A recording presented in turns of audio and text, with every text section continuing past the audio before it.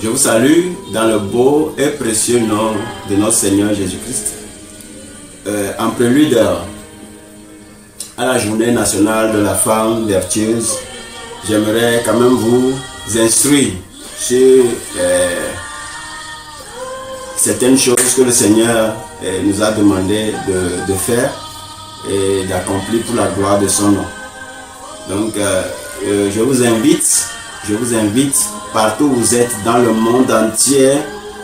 Je vous invite partout où vous êtes. Tu es femme, tu crains Dieu, tu sais le Seigneur, tu as la vertu, tu es sûr et tu as cette confiance, toute cette conviction en toi que tu appartiens à Dieu et que tu es une femme qui pourra impacter ou qui a une vision, qui a un but pour ce monde. Je t'invite à faire part.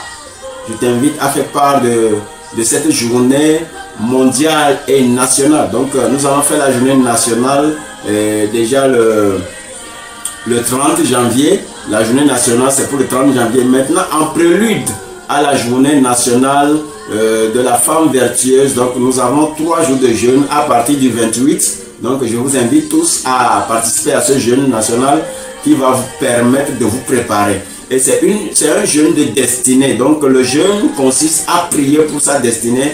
Donc je vais quand même rapidement vous donner certains points clés pour pouvoir bien participer à cette œuvre spirituelle pour redresser, pour restaurer, pour rétablir les femmes dans leur destinée. Parce que la femme a une destinée, la femme a un rôle à jouer dans la vie de l'humanité. Vous êtes appelés à donner la vie, non seulement la vie physique et la vie scientifique, mais vous êtes là aussi pour donner la vie spirituelle. La prière de la femme est efficace. C'est pourquoi Satan combat toujours les femmes. Pourquoi le diable? Parce que vous devez vous poser cette question. Pourquoi Satan, en venant dès le temps où il y avait la chute de l'homme ou la chute de l'humanité, Satan a toujours passé par les femmes pour faire des choses. Et pourquoi? Et vous allez voir quand le Seigneur Jésus aussi est venu, c'est les femmes qui ont annoncé la venue de Jésus, c'est les femmes qui ont annoncé la résurrection de Christ. C'est la femme qui a annoncé sa résurrection, c'est la femme qui est partie au tombeau de Jésus pour aller voir le Seigneur. Et c'est la femme qui a reçu l'ordre de l'ange de l'Éternel d'aller annoncer aux apôtres qu'il est ressuscité. Donc les femmes, la prière d'intercession, l'intercession